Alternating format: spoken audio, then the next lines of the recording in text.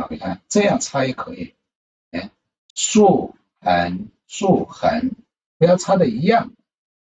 不要擦的一样啊，擦的一样，它就看见石头啊，就像双胞胎一样啊，一个妈妈生的，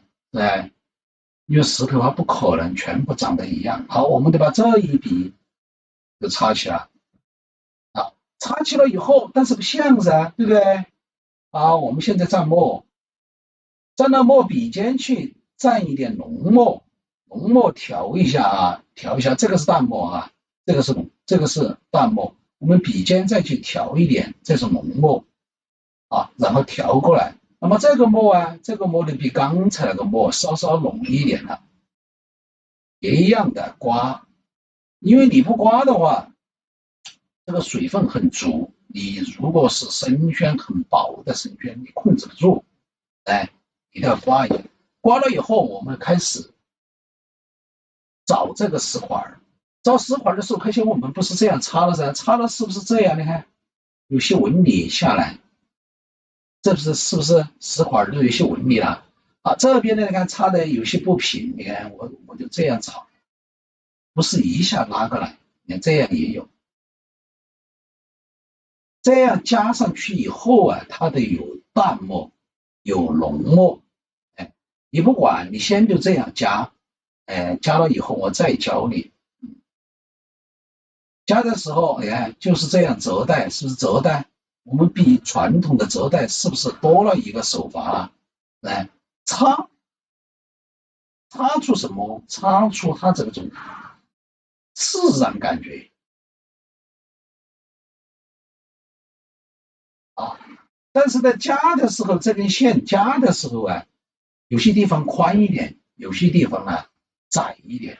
有些地方会出现了这种，对不对？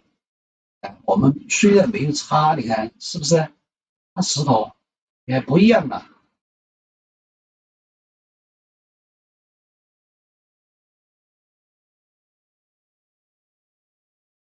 啊。擦的宽的地方呢，你笔下去以后，它有点淡墨，它就有浓淡的区分了。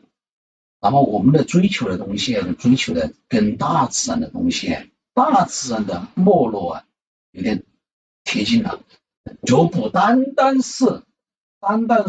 折带，你只会折带，你不会这样擦，那么你这种感觉，这种现实当中的石头啊，你画不出来，它就没有这种感觉了啊。所以我们在画这个石头的时候，你要怎样的感觉？这个是第一步要学会的。擦，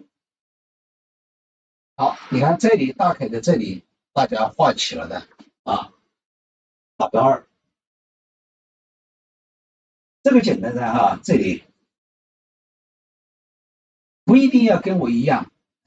这个石比例不一定要跟我一样，大楷的方法要一样，是一样你就可以了。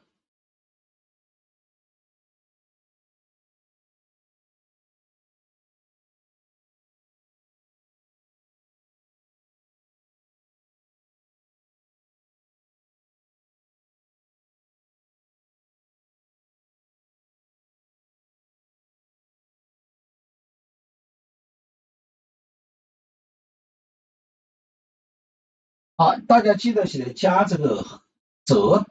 竖折的时候，竖折的时候有宽的线条，有细的线条啊，大家记得起来啊，因为这个石头的这个黑的这个棱角啊，它绝对不会是一样宽的，所以说你的这个手法的时候要注意到啊，注意到熟练的运用。好，这个画好了以后，还有几种处理方法。今天我教一种教一种方法。